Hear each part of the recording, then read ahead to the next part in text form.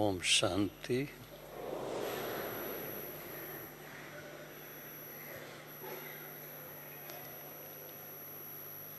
सबसे पहले आप सब भाई बहनों को विशेष होली की मुबारक हो।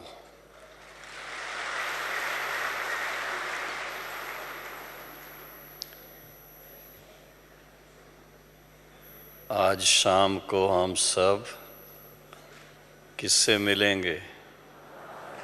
बाबा से। तो बाबा बाबा भी है, बाबा टीचर भी है, बाबा सतगुरु भी है और बाबा हम सबका सखा भी है।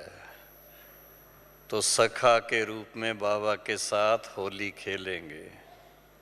हाँ, तैयार हैं खेलने को?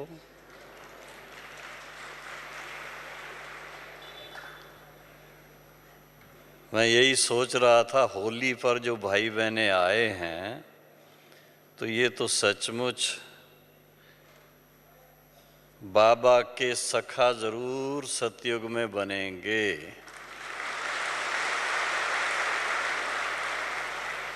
यहाँ पर होली साथ में खेलेंगे तो ब्रह्मा बाबा के साथ सतयुग में भी आकर के राज भी करेंगे, होली भी खेलेंगे।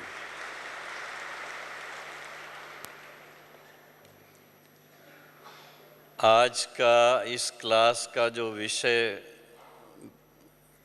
शील बहन ने मेरे को लिख करके भेजा हुआ है वो होली के कनेक्शन से थोड़ा अलग है। उसका भाव मैं समझ गया कि होली तब बाबा के साथ खेल सकते हैं, अगले युग में भी, सतयुग में भी तब खेल सकते हैं जब बाबा के समान बने। और किस बात में समान बने?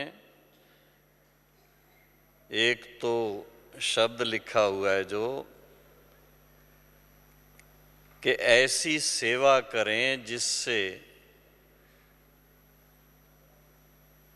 वारस बच्चे सेवा के फलस्वरूप निकलें और साथ साथ ऐसे भी भाई बहनें हों जिनकी सेवा हम करें और वो निमित्त बने, जिनके वाणी के द्वारा अनेकों का कल्याण हो जाए। उसको माइक शब्द दिया है, वारस और माइक, उनकी सेवा की बात है। तो मुझे याद आता है कि हमने जब आज से 53 साल पहले 50 और 3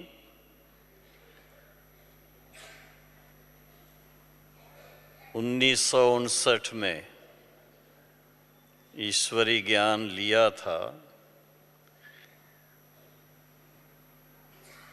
और साकार बाबा के संबंध में नजदीक आए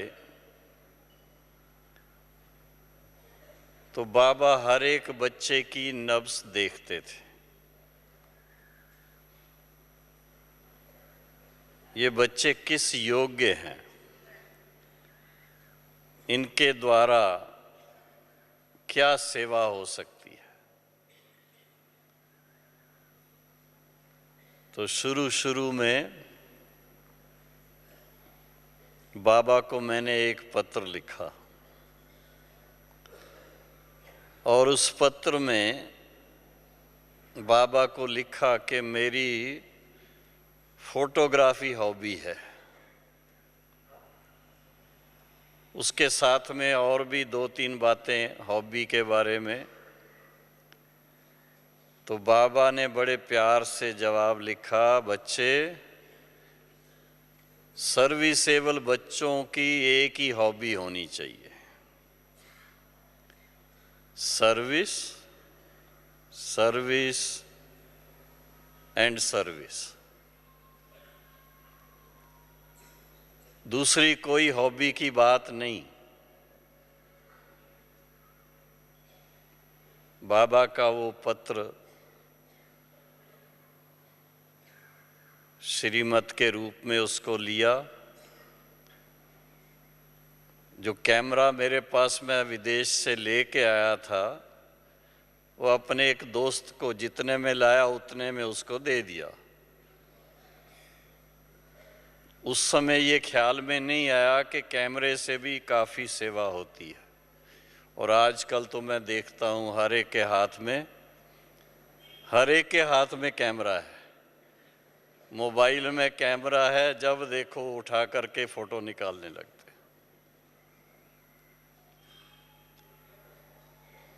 लेकिन बाबा ने उन्हीं दिनों में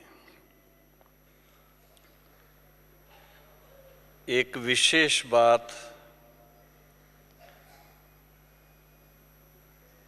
1960 की बात है।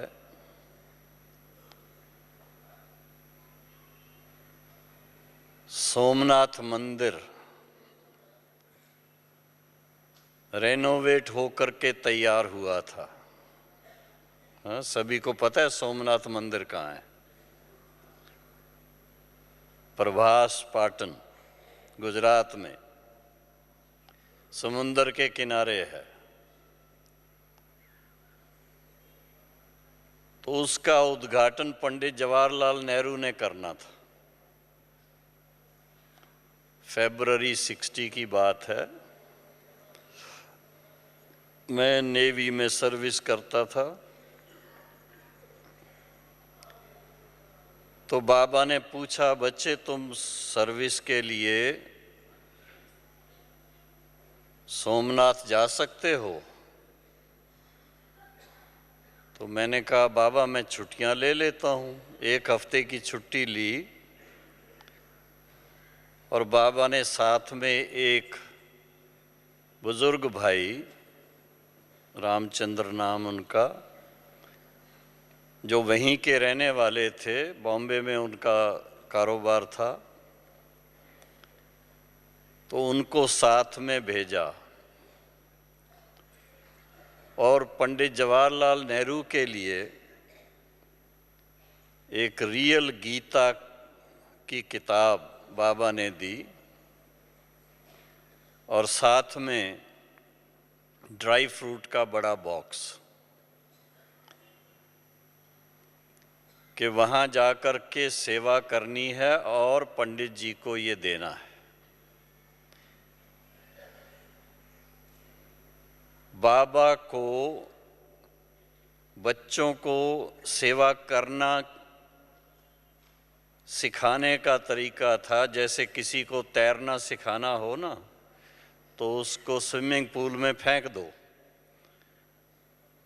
थोड़ा पानी पिएगा लेकिन हाथ पांव मारेगा तो तैरना सीख जाएगा।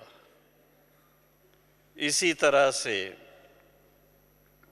ये पहला एक ऐसा अनुभव था जो, अब पंडित जी को क्या कहें, वीवीआईपी नहीं कहेंगे। उनके साथ में जामनगर के महाराजा जाम साहब थे। उनकी सभा में हम जा कर के बैठे, उनका भाषण सुना।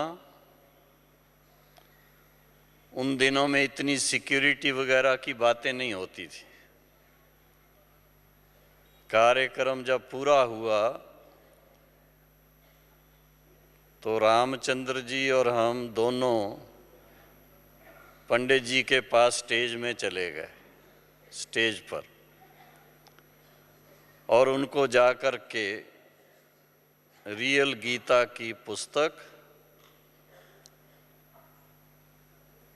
और साथ में ड्राई फ्रूट का बॉक्स बाबा की तरफ से भेंट किया कि पिताश्री ब्रह्मा बाबा ने आपके लिए ये सौगात के रूप में भेजा है। पंडित जी ने बहुत प्यार से ली वो किताब भी और ड्राई फ्रूट का बॉक्स भी। जाम साहब अपने इस ईश्वरी विश्वविद्यालय को जानते थे क्योंकि उनकी रानी साहिबा वो हमारे यहाँ सिरोही की प्रिंसेस थी, जिसकी सेवा दादी प्रकाशमणि, दीदी मनमोहिनी और दादी ब्रिजेंद्रा उन्होंने की हुई थी। तो जाम साहब ने पूछा, आजकल दादाजी कहाँ हैं बाबा के लिए? तो मैंने बताया आजकल बॉम्बे में हैं और उन्होंने न्यूज़पेपर में ये आपका कार्यक्रम पढ़ा और उन्होंने खास यहाँ आने के लिए भेजा है। इस तरह से थोड़ी बातचीत हुई, लेकिन ये एक ऐसा मौका था कि उस समय भारत का सबसे बड़ा व्यक्ति कहो, भारत का प्रधानमंत्री, सीधा बाबा ने उनकी सेवा करने के लिए भेजा।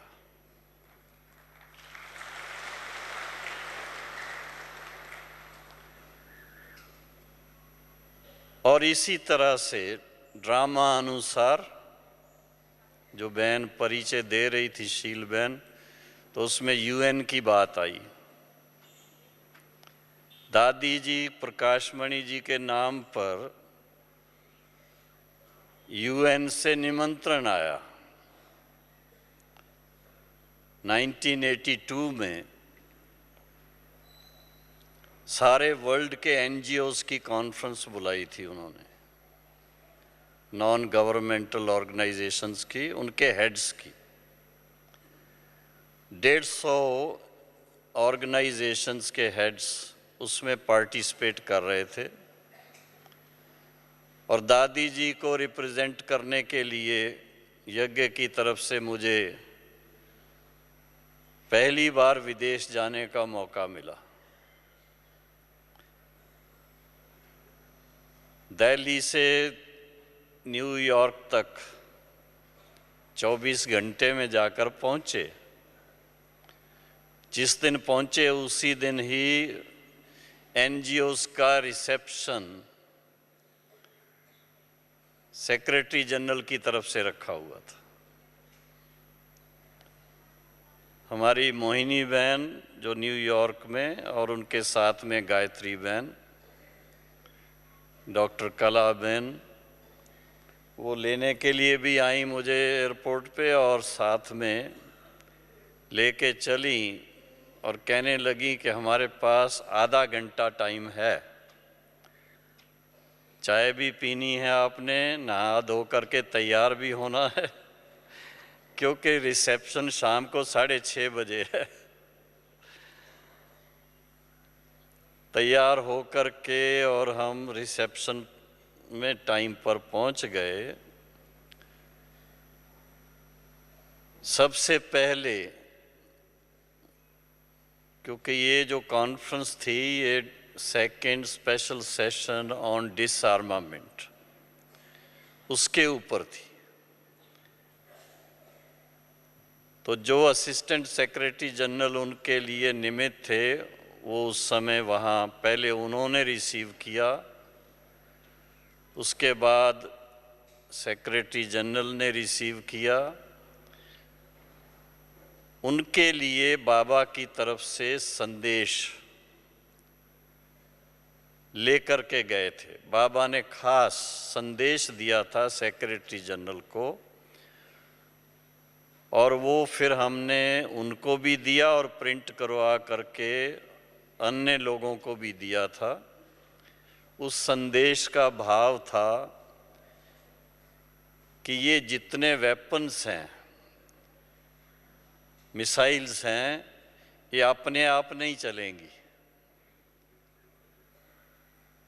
जब तक कोई निमित्त नहीं बनेगा चलाने के लिए, ऑर्डर नहीं करेगा। और ऑर्डर कौन करेगा? जिसके मन में बहुत गुस्सा होगा। अगर आप गुस्से को कंट्रोल कर लें तो ये कभी एटॉमिक वार होगी ही नहीं। उसके लिए परमात्मा के साथ मन लगाएंगे तो मन शांत हो जाएगा और आप गुस्से पर विजय पा लेंगे, और गुस्से पर विजय पाने के फलस्वरूप युद्ध भी नहीं होगी और आगे भी ये वेपन्स नहीं बनेंगे। इस तरह का बाबा का संदेश था।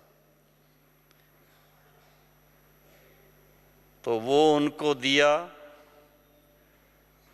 और एक बैज उनको पहनाया, साथ में दादी जी की तरफ से कुछ लिटरेचर भी उनको दिया। 5-7 मिनट बातचीत करके फिर रिसेप्शन में जितने एनजीओस थे सबसे मिलना भी हुआ। उसमें खास 25 विशेष लोग थे, उनके साथ ज़्यादा टाइम बिताया, बाकियों के साथ थोड़ा थोड़ा। बहनें साथ में थी, मोहिनी बहन, गायत्री बहन। बहुत अच्छी सर्विस उस समय हुई और उस सर्विस का फल ये निकला कि उस समय से लेकर के जो सेक्रेटरी जनरल थे पेरिस डी क्विलार, उनकी सेवा शुरू हो गई। धीरे धीरे करते करते जब भारत सरकार ने उनको पीस प्राइज दिया और उसके लिए भारत में आए, तो विशेष दादी जी से मिलने के लिए उदयपुर जब वो आए तो दादी जी को निमंत्रण दिया कि हम उदयपुर आ रहे हैं, आप वहाँ आकर के मिल सकें तो बहुत अच्छा। प्रकाशमणि दादी, मोहिनी बहन न्यूयॉर्क, मोहिनी बहन हमारे यहाँ की, मृत्युंजय भाई, हम 5-6 लोग उदयपुर जा कर के उनसे पैलेस होटल में, जो लेक पैलेस होटल है, वहाँ पर वो ठहरे हुए थे, उनसे जाके मिलना हुआ और उनकी सेवा हुई।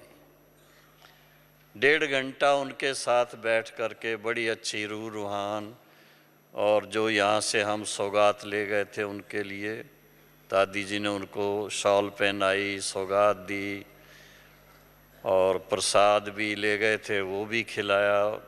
फिर फ्रूट उन्होंने मंगाया, फ्रूट की पिकनिक जैसे की। कहने का भाव है कि बाबा किस तरह से हम बच्चों को ट्रेनिंग देता है। 2 बातें उसमें खास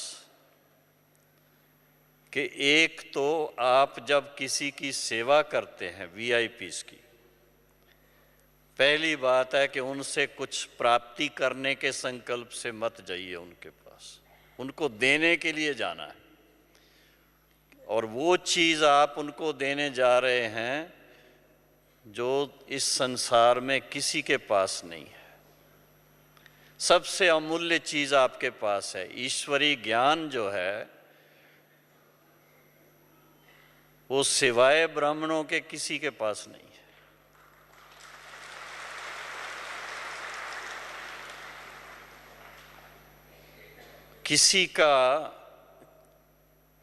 किसी का परिचय शिव बाबा के साथ हो जाए या शिव बाबा के लिए उनको भावना बैठ जाए, उनका मन शिव बाबा से लग जाए, आज के संसार में कितना दुख है, अशांति है, टेंशन है। हर एक आजकल कई कोर्स चलते हैं, उनमें सबसे ज़्यादा लोग आपको कौन से कोर्स में मिलेंगे? टेंशन फ्री लाइफ कैसे हो। तो जितने बड़े लोग उतनी टेंशन ज़्यादा उनको होती है। और अगर उस समय जब उनको ज्ञान देते हैं बाबा, फिर वो भी सिखाते रहे, जब ज्ञान देते हैं तो साथ साथ उनको बाबा की याद की दृष्टि भी दो, ताकि उनको उसी समय अनुभव हो ज्ञान के साथ अनुभव कराओ तो उनको वो हृदय स्पर्शी लगेगा, उनको टच होगा, भावना बैठेगी, आपसे और सुनेंगे। और फिर ऐसे बड़े व्यक्ति अपना अनुभव कहीं भी सुनाएंगे तो उसका बहुतों को लाभ मिलेगा। हमारे कई भाई बहनों को ये प्रश्न उठते हैं, बाबा ये वीआईपीज़ के लिए क्यों इतना कहता है? बाबा एक तरफ तो कहता है मेरे बच्चे सब साधारण हैं, गरीब हैं, माताएं हैं, फिर दूसरी तरफ कहता है वीवीआईपी की सेवा करो, वीआईपी की सेवा करो। ये क्यों कह रहा है? तो बाबा कहते थे बच्चे एक वीआईपी की सेवा करेंगे तो अनेक साधारण की सेवा ऑटोमेटिक हो जाएगी।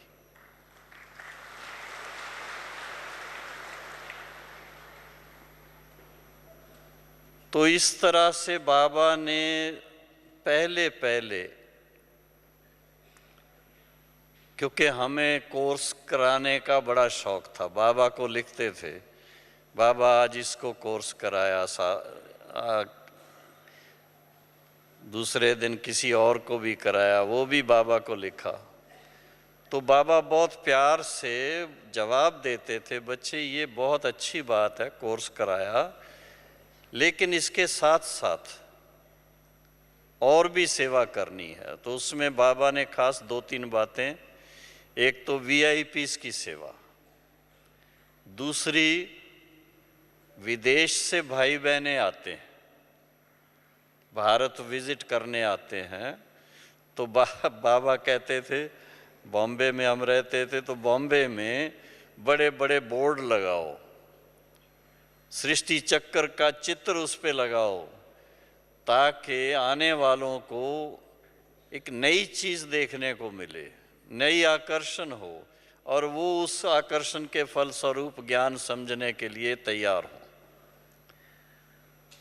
उन दिनों में बहुत लोग तो नहीं आते थे, थोड़े आते थे, लेकिन बाबा ने लक्ष्य दिया तो देखा कि लक्ष्य अगर मन में रखते हैं तो ऐसी सेवा भी आती है। बाबा ने खास कहा न्यूज़पेपर देखो, जो बाहर से आते हैं उनके कहीं ना कहीं कॉन्फ्रेंस होती है, कोई बड़े प्रोग्राम होते हैं, तो वहाँ जा कर के उनके प्रोग्राम अटेंड करके फिर उनके साथ मुलाकात करके उनको सेंटर पे बुलाओ, भोजन कराओ उनको, जिसके फलस्वरूप आएंगे, बैठेंगे, सुनेंगे और परिचय ले जाएंगे।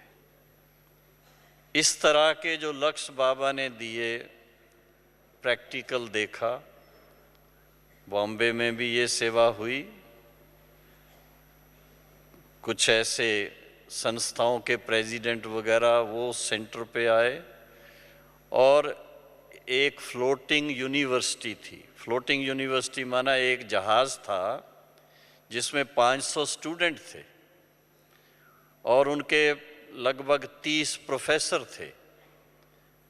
वो जहाज़ खास बॉम्बे में 1 हफ्ता रुका था, उसका समाचार पेपर में पढ़ा हमने, और उनके लिए फिर हम लाइब्रेरी के लिए अपना ईश्वरी लिटरेचर और जो चित्र हैं हमारे, त्रिमूर्ति, गोला, कल्प वृक्ष, उन दिनों में यही चित्र थे, बाकी बाद में बने थे, तो वो लेकर के हम उनके वाइस चांसलर से मिले। शिप के ऊपर गए, बेलार्ड पियर बॉम्बे में शिप खड़ा था, उनसे मिले, उनके साथ कुछ और भी प्रोफेसर थे। जब उनको चित्रों पर थोड़ा एक्सप्लेन किया तो इतने खुश हुए, और उन्होंने बड़े खुशी से हमारा लिटरेचर भी और चित्र भी अपने लाइब्रेरी में रखने के लिए बहुत प्यार से स्वीकार किया।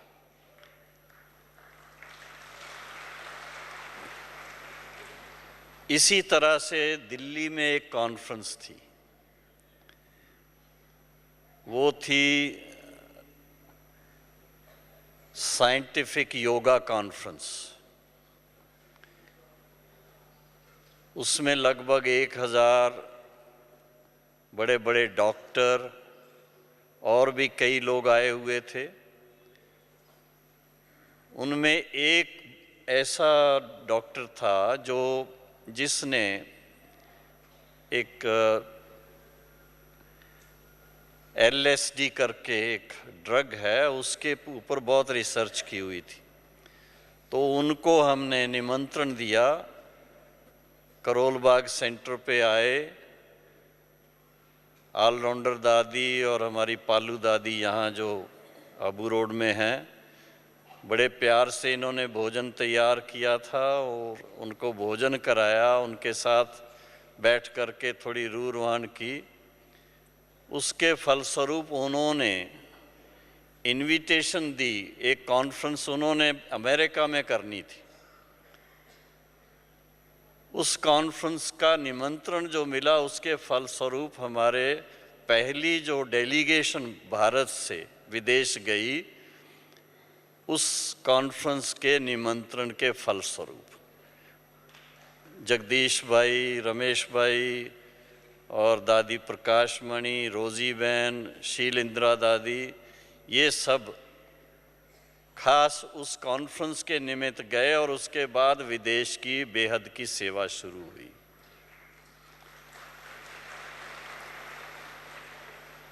तो इस तरह से बाबा जिस तरह की बात हम बच्चों को कहते हैं, अगर हम बाबा की बातों को थोड़ा अच्छी तरह से समझकर और बाबा से योग युक्त होकर के कुछ प्लान बनाएं, आपस में राय करें, एक दो के साथ थोड़ा क्या कहते हैं उसको विचार विमर्श करके फिर प्रोग्राम बनाते हैं, तो देखा गया कि ईश्वरी सेवा में सफलता बहुत मिलती है। क्यों? बाबा की श्रीमत के अनुसार करते हैं और बाबा को प्रत्यक्ष करने के लिए करते हैं।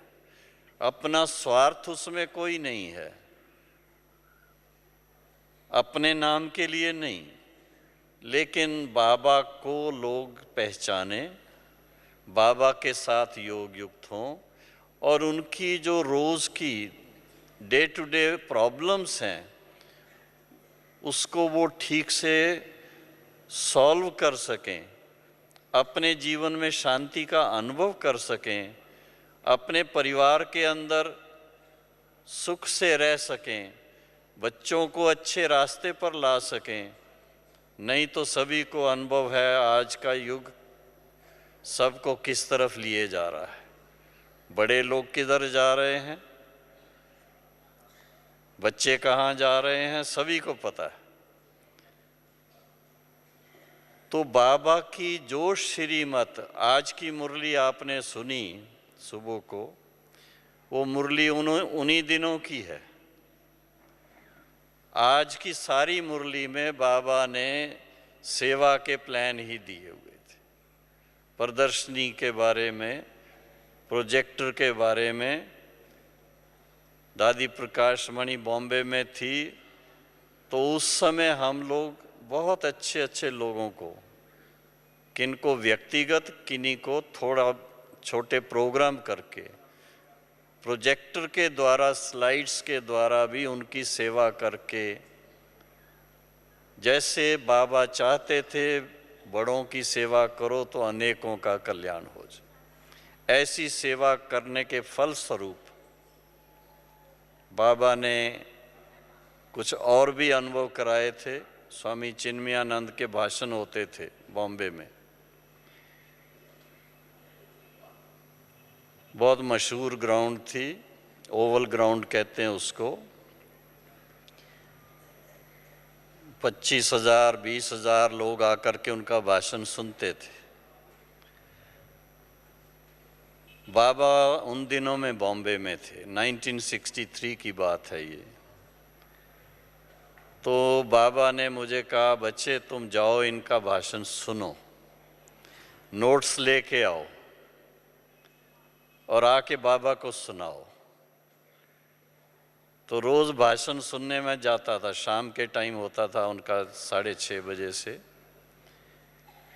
इंग्लिश में लेक्चर था। सुनने के बाद बाबा को आके सुनाते थे और बाबा फिर अगले दिन मुरली में कई बातें उनसे कनेक्टेड, खास गीता के ऊपर उनके भाषण होते थे और वो भी 18वां अध्याय गीता का था जिस पर उन दिनों में भाषण थे।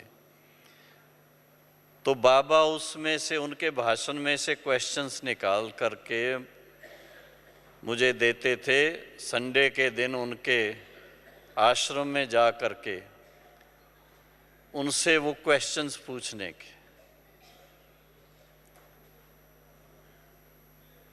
बाबा के निकाले हुए क्वेश्चन, आप सोचिए थोड़ा, उसका जवाब देना कितना कठिन होगा।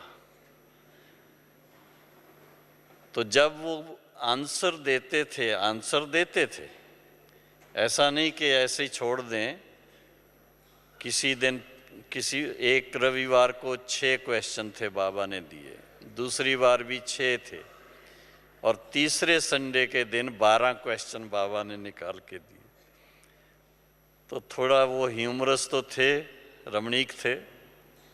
स्वामी चिन्मयानंद जब क्वेश्चंस देखे कि 12 क्वेश्चन निकाले हुए हैं, कहते आजकल things are cheaper by dozens. Dozen के हिसाब से चीज़ें सस्ती हैं, इसी तरह से आपने 12 क्वेश्चन लिख के दिए। लेकिन जब वो क्वेश्चंस पूछे गए उनसे, उसमें से जो जवाब देते थे तो सुनने वालों को पता लगता था कि ये जवाब जैसे क्लैरिटी होनी चाहिए वो नहीं हो रही। बाबा फिर मुरली में उसको क्लियर करते जाते थे। लेकिन उसके फलस्वरूप धीरे धीरे स्वामी जी की भी और फिर और उनके जो फॉलोअर थे उनकी कईयों की सेवा हुई उसमें।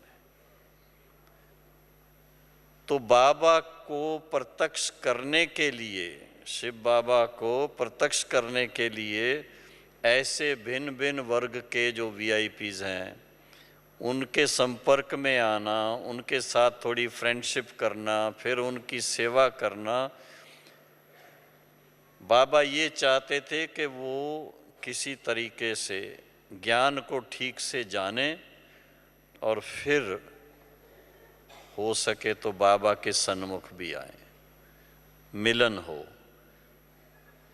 तो इस तरह से कई एडिटर्स, अखबारों के लेखक, कुछ और भी भिन्न भिन्न वर्गों के वीआईपीस की सेवा होती रही और बाबा से लोग मिलते रहे। उसके बाद जब हम लोगों ने यहाँ कॉन्फ्रेंसेस की 80s में, 1983 से कॉन्फ्रेंस ऊपर में बड़े हॉल में शुरू हुई थी, यूनिवर्सल पीस हॉल में। उसमें बहुत अच्छे अच्छे वीआईपीस आए, चाहे पॉलिटिकल फील्ड से थे, चाहे वो न्यूज़पेपर्स और न्यूज़ मैगजीन्स के एडिटर्स थे। जैसे उन दिनों में ब्लिट्स अखबार बहुत मशहूर थी, तो उनके एडिटर R.K. करंजिया थे, वो भी यहाँ आए थे। खुशवंत सिंह जी बहुत मशहूर हैं, जो उस समय इलस्ट्रेटेड वीकली के एडिटर थे, लेखक हैं बहुत बड़े, वो भी यहाँ आए। इस तरह से और भी कई लेखक, डॉक्टर्स और सॉलिसिटर्स, बड़े बड़े लोग आए। और उसी समय UN के 3 असिस्टेंट सेक्रेटरी जनरल यहाँ आए थे। कोई 83 में एक आए पहले, रॉबर्ट मुलर, फिर 84 में जेम्स जोना आए, उसके बाद फिर एक और वो प्रेसिडेंट थे इसके काउंसिल के।